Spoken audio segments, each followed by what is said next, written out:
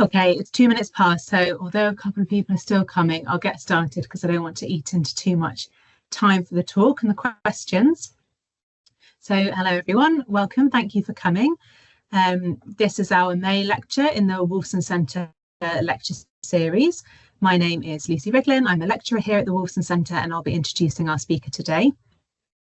A few things just to note. So first is that this is a public lecture, so it's being recorded and it will be posted on YouTube where you'll be able to see any other talks in the series that you might have missed. Please also make sure that you're signed up to our Wolfson mailing list if you'd like to be kept informed about these and other upcoming Wolfson events, including the next talk, which will be our biannual Wolfson Clinical Spotlight series. That's a different set of talks which is aimed at practitioners working in the field of youth mental health. And our next one is going to be on Wednesday, the 25th of June, featuring Professor Sam Cortese, who's going to be discussing how can the evidence base inform clinical decision-making in the pharmacological treatment of ADHD. So finally, just a reminder that this session is an hour. Questions and discussions are very much encouraged after the talk. Please post your questions via the Q&A box, which I think you should be able to see at the top of your Teams screen. So with that, it's now my pleasure to introduce our speaker today, Professor Alex Havdahl, who is a Professor of Psychology at the University of Oslo and also the Director of the PsychGen Centre at the Norwegian Institute of Public Health. She completed a clinical psychologist degree at the University of Oslo, her PhD training in the identification and diagnosis of neurodevelopmental conditions at the University of Oslo and Cornell University, and completed postdoctoral training in genetic epidemiology at the University of Bristol. So her research generally investigates the emergence and trajectories of neurodevelopmental and mental health traits and conditions across the life course. And I'm sure that her talk today, which is on avoidant and restrictive eating difficulties in childhood, hopefully you can see the title on the screens now, will be of great interest to those of us who are interested in understanding and improving young people's mental health. And we thank her for coming to speak with us today. So without further ado, over to you, Professor Havdahl. Thank you for that nice introduction and for having me as a speaker today. I'm really happy to be invited to share some insights from my work on avoidant and restrictive eating difficulties. In addition to doing research, I've worked as a clinical psychologist, mainly with children with autism and other developmental disabilities. And one common and often key challenge was avoidant and restrictive eating patterns. So many of these kids tended to restrict food for sensory reasons, such as smell, taste, or texture, or it could be for anxiety about feeling sick after eating, or other adverse experiences. And some just seem to lack any interest in eating. And often I saw that these children and their families had limited help with these eating patterns. And it struck me how little we actually know about how to identify and provide the best help. So I was excited to investigate this eating disorder more closely and learn more about it. So this is the overview of my talk today. First, I'll talk a bit about what is avoidant and restrictive food intake disorder, really. How's it defined? And what is the prevalence of it? What do we know about that? I'll mention some of the key gaps in knowledge about ARFID. And then I'll tell you about a study that we're doing now in a Norwegian population-based cohort. We'll go through some of the interpretations of our findings and look forward to future directions to learn more about ARFID. So to start off, many children experience eating and feeding challenges at some point, as we all know. But avoidant restrictive food intake disorder, or ARFID, is distinct from normative picky eating in several important ways. So firstly, while picky eating is often a phase that children outgrow, ARFID tends to be persistent and can continue into adolescence or even adulthood without proper help. And ARFID also involves a level of food avoidance or restrictive eating that leads to clinically significant impairment in daily functioning, such as failure to grow or gain weight, nutritional deficiencies, and also distress or psychosocial impairments. ARFID was introduced as a new eating disorder diagnosis quite recently in 2013. It was introduced really to address important gaps in our understanding of eating disorders. Increased awareness and research into eating behaviors had highlighted that some individuals, especially children, showed severe food avoidance and associated health issues, but without feeding into the existing diagnosis. So, for example, ARFID presents unique characteristics differentiating it from other eating disorders like anorexia nervosa and bulimia nervosa. Unlike these disorders, ARFID does not involve concerns about body image or a desire to lose weight. And it's also commonly, it often has an earlier onset than these conditions, an onset before puberty often. And ARFID replaces a previous diagnosis, which was called feeding disorder of infancy or early childhood. This previous diagnosis was limited to younger children under the age of 6. And ARFID removes these age restrictions, recognizing that ARFID is not necessarily limited to early childhood. It can occur across age.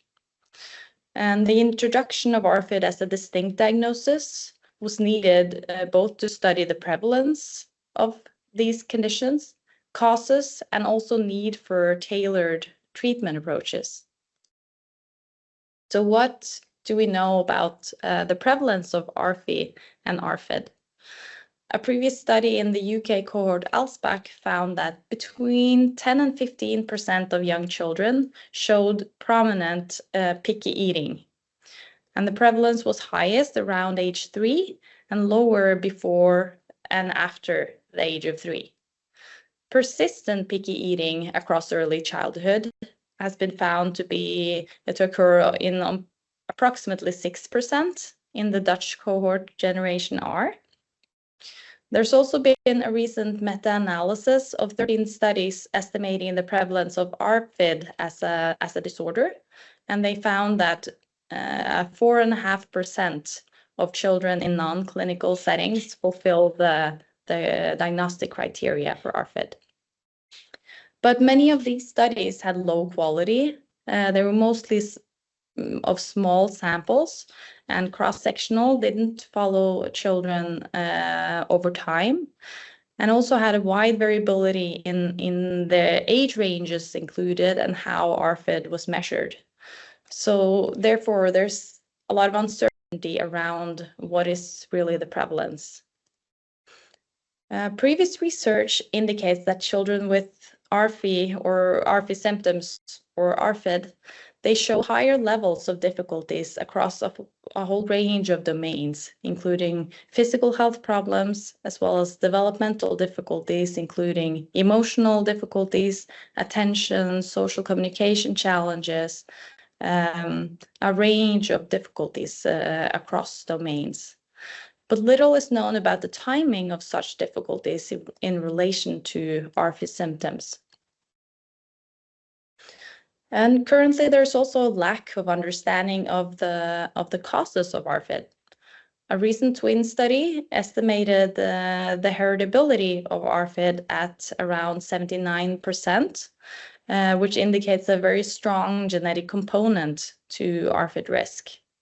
And this aligns with high twin-based heritability estimates for other eating disorders more generally, and also heritability estimates for eating behaviors in childhood, including food fussiness, liking of fruit and vegetables, and appetite traits. Various eating-related phenotypes tend to have quite high heritability, a strong genetic component. But to date, there hasn't been a DNA-based genome-wide association study of ARFI phenotypes which would be needed to increase our understanding of the genetic component. So to summarize some of the key knowledge gap about ARFID symptoms and ARFID, we know very little about their prevalence, as well as their emergence and the persistence. We know little about associated difficulties across development, especially the timing in association with ARFID symptoms. We lack understanding about what are the various co-occurring diagnoses that are common in ARFID, and we know little about the genetic component. So we have attempted to address these knowledge gaps in a study of ARFID symptoms in the Norwegian Mother, Father, and Child Cohort Study, which is called MoBa for short. The analysis were led by the brilliant postdoctoral fellows Ludvig Bjørndal and Elizabeth Corfield, so thank you very much to them. A bit of introduction to the MoBa cohort first. So MoBa is a population-based pregnancy cohort study conducted by the Norwegian Institute of Public Health. Pregnant mothers and their partners were recruited from all over Norway from 1999 to 2008, so over a 10-year time span. And more than 270,000 women were invited, and 41% of those consented to participate. MoBa is very large. It includes approximately 114,000 children, 95,000 mothers, and 75,000 fathers. And these children and parents have been followed up since pregnancy through regular questionnaires, as well as by many national registry linkages. And these children are now aged 15 to 25 years old, so they have been followed for quite some time. In our project, we have linked MoBa to a range of national registries to capture all diagnoses from both the primary and the specialized healthcare system. So here are some of the diagnoses we included as relevant to ARFID phenotypes, including developmental delays, intellectual disabilities, autism, ADHD, OCD, eating disorders, and gastrointestinal conditions. Diagnosis is one thing, but we also want to know much more about the development of children with ARFID symptoms. Through the MoBa questionnaires, we have measures of a rich spectrum of traits and profiles, including all of the domains that you see here, a very wide range of neurodevelopmental and mental health traits, as well as physical health. So as you see here, the MoBa cohort includes longitudinal measures of ARFID symptoms at age 3 and 8 years, in addition to a wide range of traits across development, as well as registry diagnosis. Blood samples were also obtained from both parents during pregnancy and from the children's cord blood at birth. And we have genotype data available for approximately 80% of the cohort. To be included in this analysis, we required that children had data on mother-reported ARFID symptoms at both age 3 and 8 years. So this included 35,751 children. And we wanted to look at the prevalence of ARFID symptoms in this general population sample. A symptom was defined as present if the mother reported it to be very true or very often a problem, depending on what the highest response category, how that was phrased. So the symptoms included are things like doesn't eat well, not happy eating food, fussy about eating food, doesn't enjoy tasting new foods, and doesn't enjoy a variety of foods. So various symptoms capturing avoidant and restrictive eating patterns. Developmental characteristics were assessed using a range of measures in the MoBa questionnaires across 14 years of follow-up. And we also looked at lifetime diagnosis of neurodevelopmental, mental health, neurological, and gastrointestinal disorders. For the genetic analysis, we ran genome-wide association analysis, which is called GWAS, to search for specific genetic variants associated with ARFID phenotypes. We aim to follow up any identified variants with gene-based association analysis to try to identify relevant genes. And we also looked at genetic correlations to explore potential shared genetics between ARFID and other traits and conditions. So to some of our results. So first to the phenotypes and the prevalence of those. So we classified children into an ARFID broad phenotype if they have one or more mother-reported symptom of ARFID at either 3 or 8 years. So this is a quite broad measure of ARFID. And this ARFID broad category, we divided into different patterns of symptoms. So we looked at how many children showed a transient ARFID pattern, where the symptoms were only present at age 3. And we also looked at an emergent pattern where symptoms were only present at age 8 and not previously at age 3. And lastly, we looked at a persistent ARFID symptom pattern where symptoms were present at both ages 3 and 8. And looking at the prevalence of those patterns, among the more than 35,000 children, about 30% had any ARFID symptom at any of the time points, but most had transient symptoms, meaning that they only had symptoms at age 3 and they solved before age 8. That was 18% of the total sample.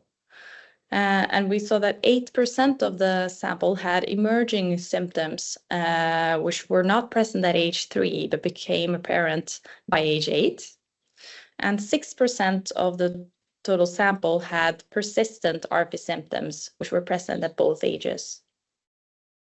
We also examined the prevalence of ARFID with clinically significant consequences, which is a phenotype more closely related to the ARFID diagnosis.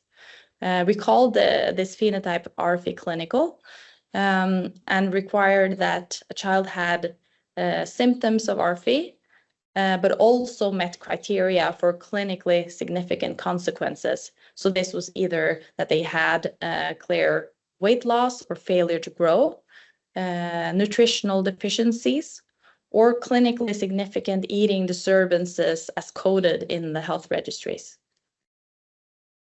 And we found that this ARFID clinical phenotype was fulfilled for 6% of the children in the study. Looking at developmental characteristics, children classified with persistent ARFID symptoms, independent of whether they met clinical significance criteria. These children showed a higher level of mother-rated difficulties across most of the domains that we looked at, all the way from infancy through age 14, when we compare them to children with no ARFID symptoms. So this included difficulties with language, motor skills, emotional difficulties, ADHD traits, and autism-related traits.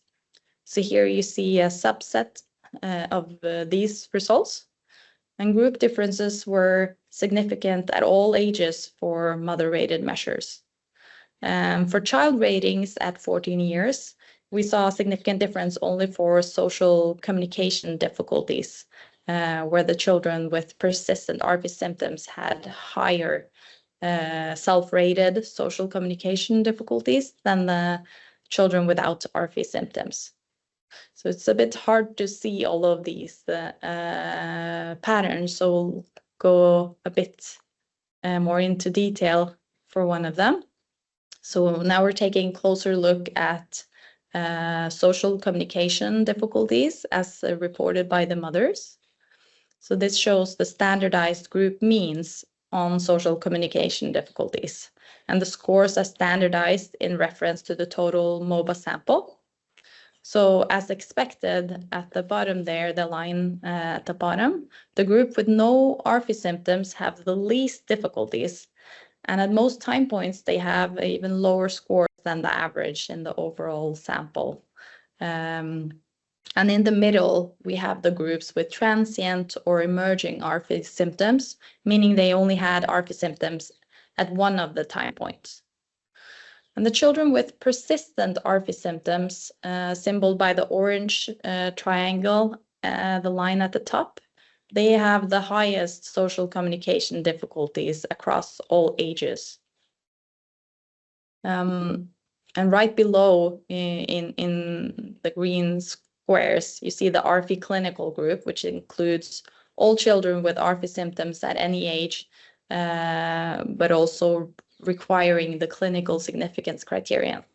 And for all the domains that we looked at, not only the social communication difficulties that we're looking at now, we saw a similar pattern to this, with the persistent symptoms group and the ARFID clinical group showing the most difficulties already from age 1 and through 14 years.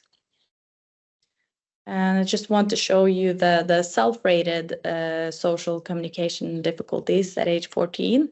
So here we also see that the persistent ARFID symptom group has clearly higher scores for social communication difficulties than the group with no ARFID symptoms.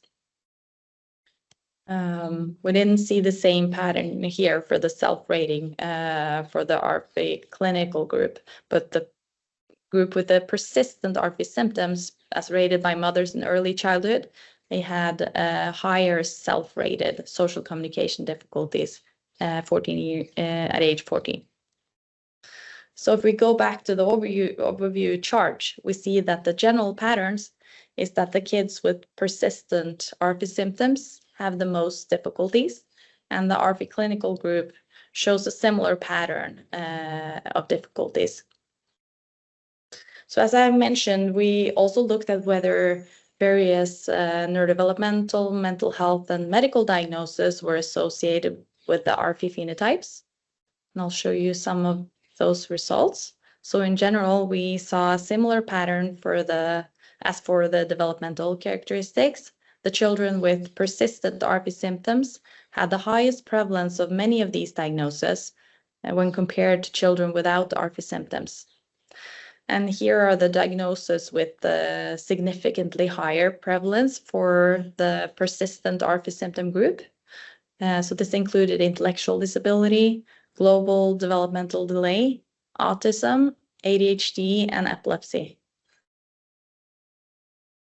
So next, I'll take you on a brief tour of the results from our genetic analysis.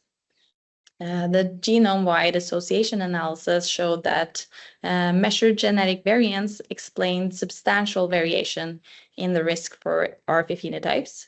So in total, genetic variance explained about 8% of the risk for ARFID broad and 16% of the risk for the ARFID clinical phenotype.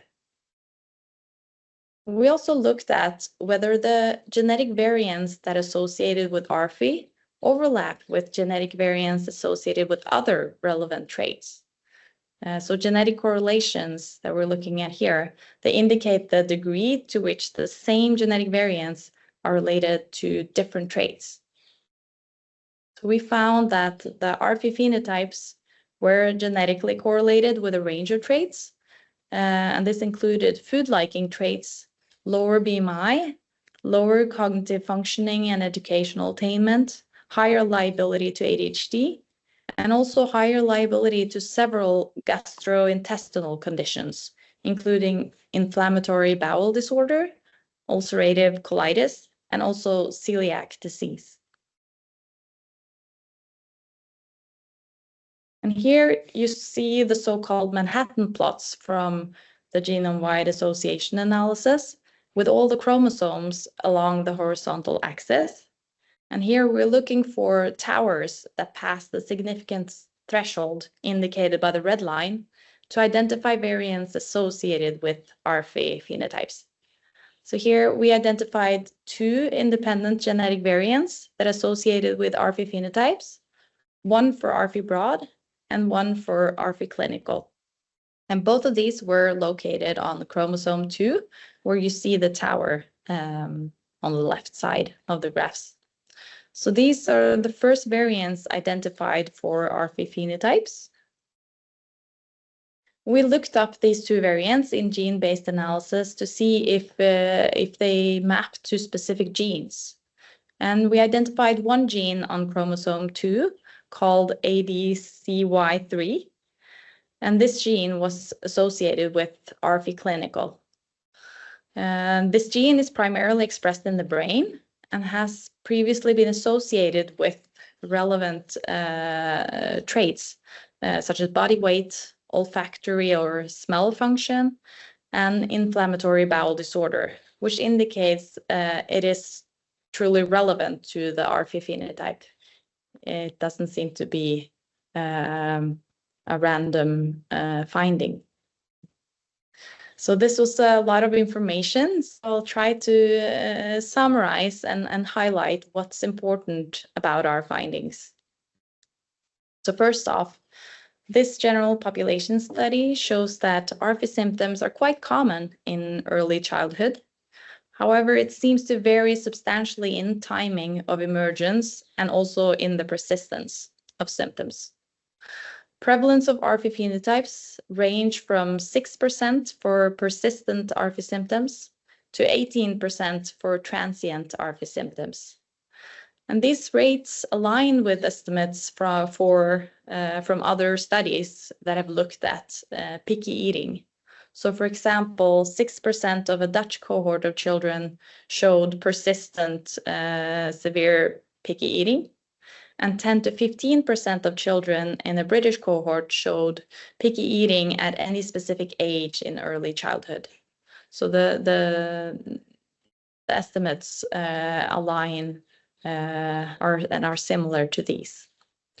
So the proportion of children with the ARFID clinical phenotype was 6% in our MoBa cohort. But when we restrict to ARFID clinical with persistent symptoms, the prevalence was 2%. So these estimates are also quite similar to other recent ARFID prevalence rates from general population samples, which are around 2 to 6%. So children with persistent ARFID symptoms, they showed more developmental difficulties across multiple domains, including language, motor, social communication, emotion, ADHD, and autism-related traits. And this is consistent with studies of children with ARFID diagnosis, which report increased difficulties across many developmental areas. And I think this highlights the need for early identification and targeted support across multiple developmental domains for many children with persistent symptoms of ARFID. And this should be examined further in other studies.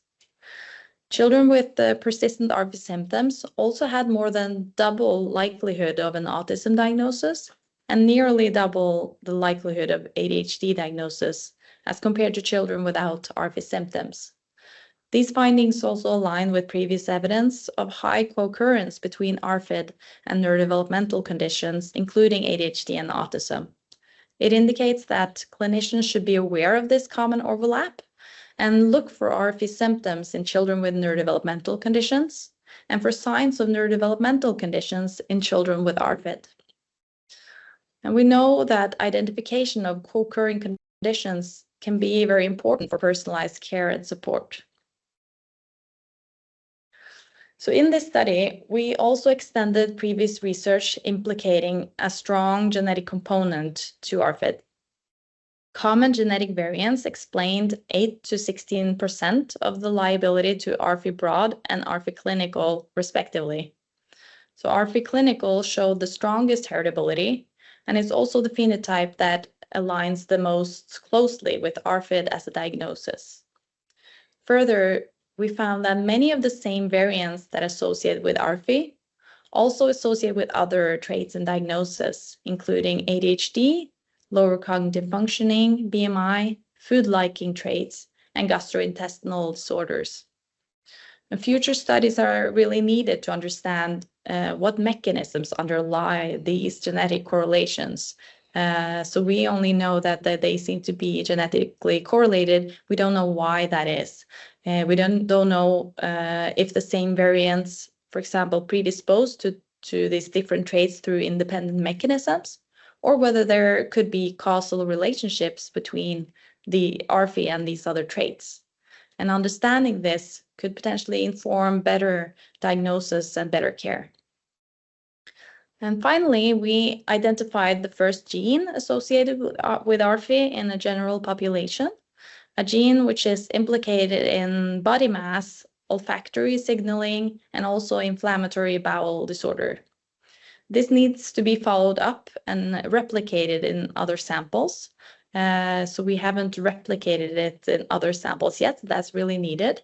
And it will be important to better understand the genetic component of ARFID and the mechanisms that are involved. So there are several limitations to our study that should be mentioned and that need to be overcome in follow-up studies of our findings. So first, we focused on avoidant and restrictive food intake, which is a core symptom of ARFID, but it doesn't capture all diagnostic criteria required for ARFID. And only one symptom was required for the ARFID broad phenotype. And these broad phenotypes, they shouldn't be interpreted as proxies for ARFID diagnosis. It's much broader measures than that. And studies are needed with more validated symptom measures and also with the clinical diagnosis of ARFID. In addition, ARFID symptoms were assessed only at age 3 and 8 years in our study, and future studies should assess ARFID symptoms for a much longer time span, including later in childhood and adolescence.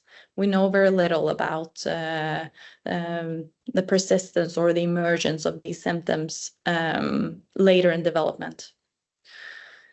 Further, although the MoBa cohort is population-based, it relies on voluntary participation, and we know that it's not random who says yes to participate in studies like this.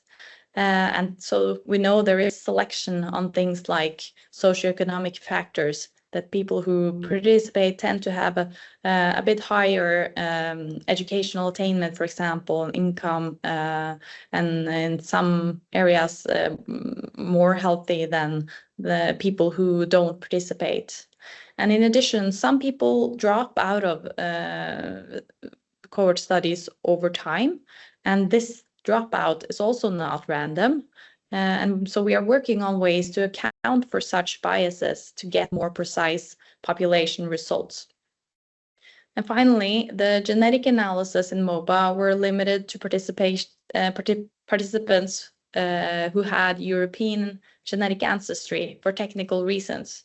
And it's really important for equity reasons that future studies include diverse ancestries to increase knowledge about ARFID and the genetic component for all. And with that, I will say many thanks to all of you who are listening, and to the MoBa participants, my co-author team, and also our funders. And I'm very happy to take questions.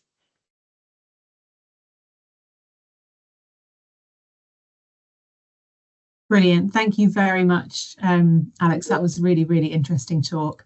I can see that we've got a mixture of sort of just going on within the chat, which is great. If I can encourage people to post questions in the Q&A, so questions for Professor Havdahl in the Q&A, that would be really helpful just for monitoring. I will try and keep an eye on the discussion as well, but there's just otherwise multiple things to sort of track.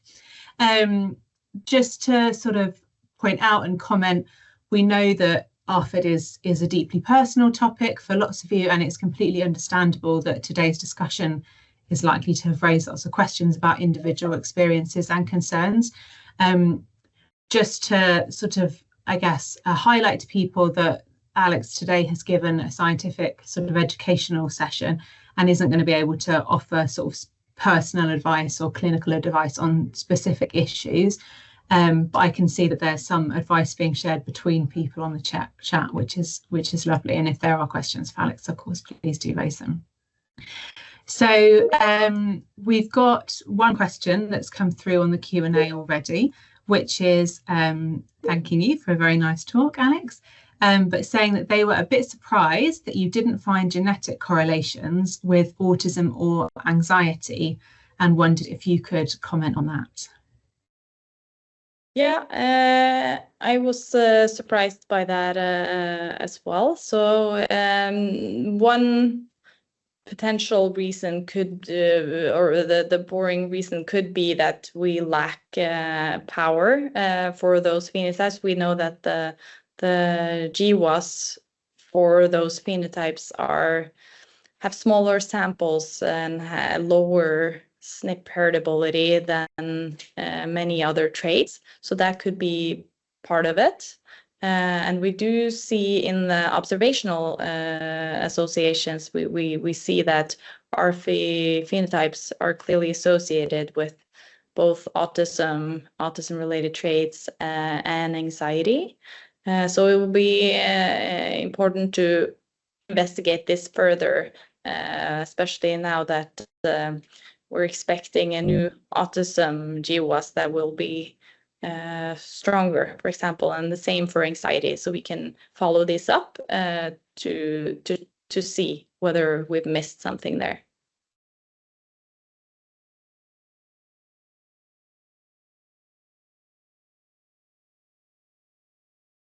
Thanks, Alex. That's really interesting. Sorry, I'm having problems with my mic and camera. So another question I've seen come up is that is about the sort of prevalence of ARFID in relation to ADHD and autism, and saying that it looks like there's a very high prevalence of autism and ADHD within ARFID. I'm wondering if there's any data you know about on the percentage of children with autism and ADHD who have ARFID. There have been a few studies of that, and the rates are quite high. I don't remember off the top of my head exactly what the estimates are, but it's much higher than in the general population. So it goes both ways, both for ADHD and for autism.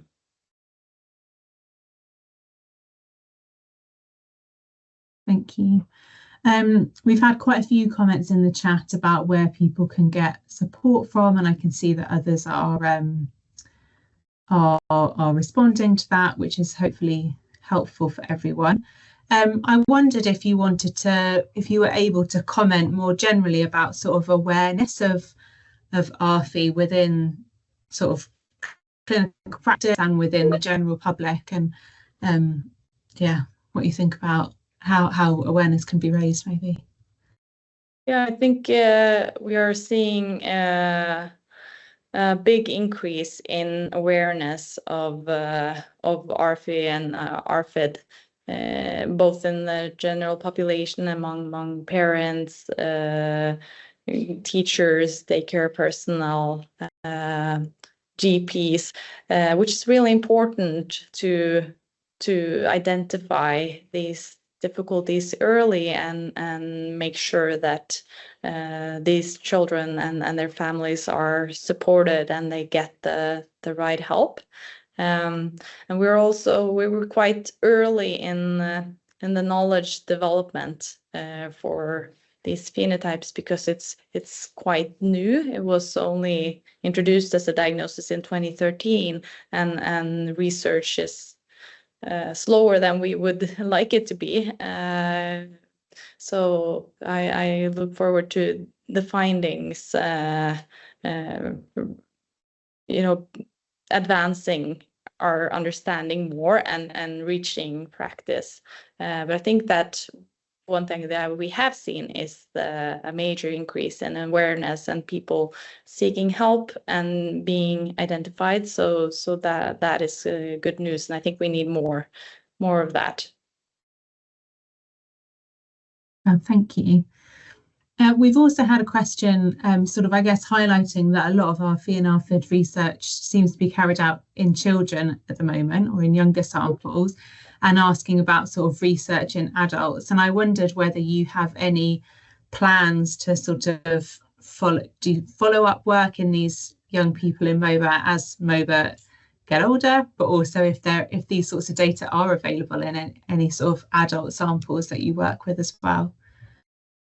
Yeah, so that is one of our next goals, is to follow up these children beyond adolescence and into adulthood. So this sample is already going into adulthood, so we can follow up, especially around the eating disturbance.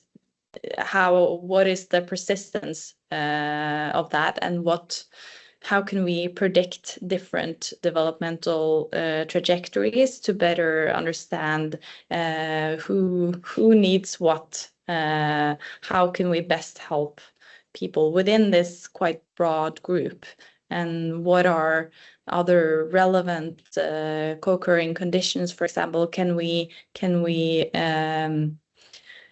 know something about prognosis in order to prevent, for example, development of depression or other mental health conditions or physical health conditions that are related to this.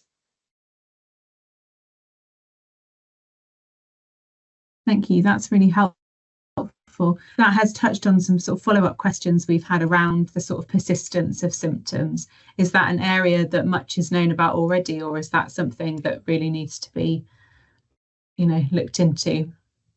Yes, absolutely. So most research on ARFID symptoms and ARFID has been cross-sectional and hasn't had this focus on following their development over time. So this is really needed. We need large samples with the long follow-up, not limiting to early childhood, but going far beyond that, including adolescence and adulthood. Brilliant. So a few more questions from the Q&A. People very complimentary about your presentation. So one is someone who said it'd be interesting to know your thoughts on the strong and consistent association between social communication difficulties and ARFID over time. And then whether you've looked at profiles of children who have ARFID and other diagnoses compared to those without other diagnoses and how those might differ. Those are very good questions, and exactly some of the things that we are most interested in following up. It was so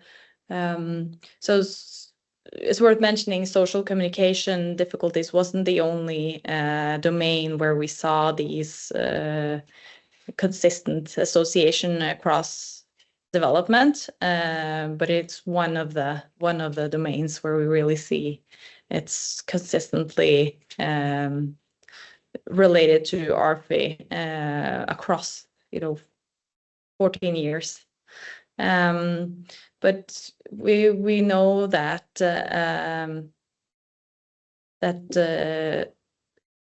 both ARFID could influence social communication, and social communication could be related genetically to ARFID. These are questions that we are planning to better investigate, and then we need further studies and also more samples.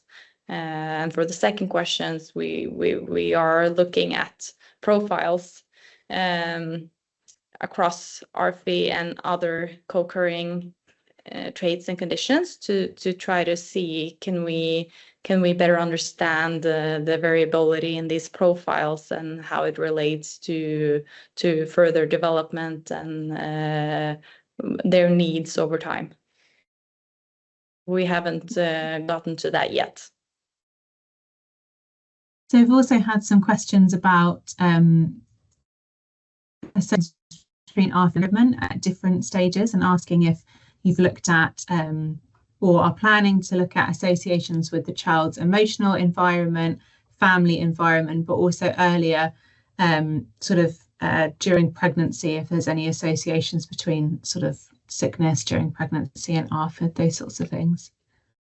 Yes, very good good suggestions. We are following up all of these areas. We are interested in understanding all of the kinds of factors that could influence both the development of ARFID and also the development of these kids over time, both focusing on genetics, environmental factors, and the broader context, including things like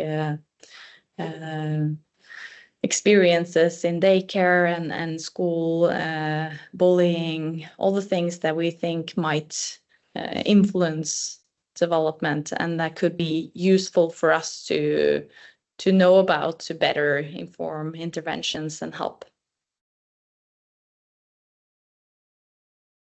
Brilliant, thank you. We've had a couple of sort of specific questions, I think, about things that were mentioned on your slides as well. So one is asking if you could explain a little bit more about olfactory signaling. Yeah, so that's where I mentioned that in relation to the gene that was associated with the ARFID clinical phenotype. So previous research has linked that gene to what is called olfactory signaling or odor detection, so the sense of smell. So that's what I mean with the olfactory signaling. It's in relation to the sense of smell, which we know could be related to ARFID. Thank you. That's my follow-up question. And there's a specific question about some of the numbers that were on your slides around the developmental characteristics, sort of numbers like 0.1, 0.2, and someone's asking if there are effect sizes that you were presenting. Yes, so it was a standardized mean differences between the groups. So it's just about the effect sizes and of those group differences. And in general, they are quite small. They're consistent, but still small. Brilliant, thank you.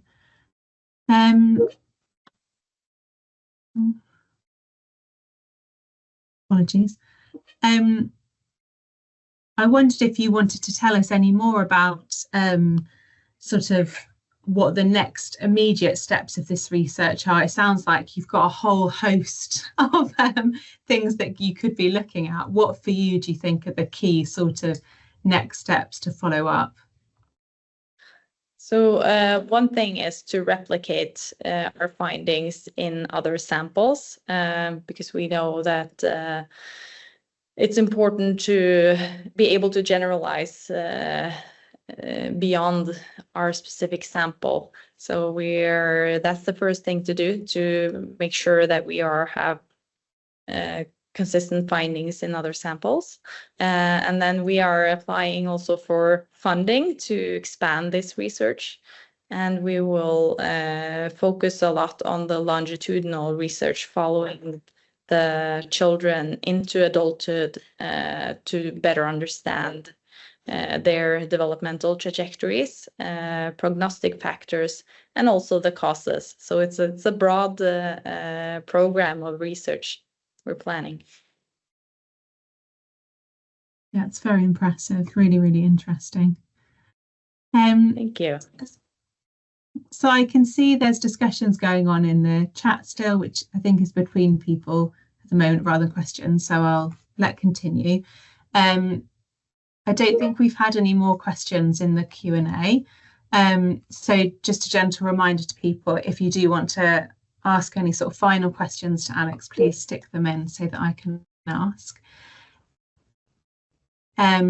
Otherwise, I think I will thank Alex for this excellent question. this excellent talk and the discussion, and for everyone that's joined in and participated today. I hope it's been beneficial for everyone. I'd just like to remind people about the next Wolfson Clinical Spotlight, which is going to be on Wednesday, the 25th of June, where we're going to have Professor Sam Cortese, who's going to be discussing how can the evidence base inform clinical decision-making in the pharmacological treatment of ADHD, which I hope to see many of you at.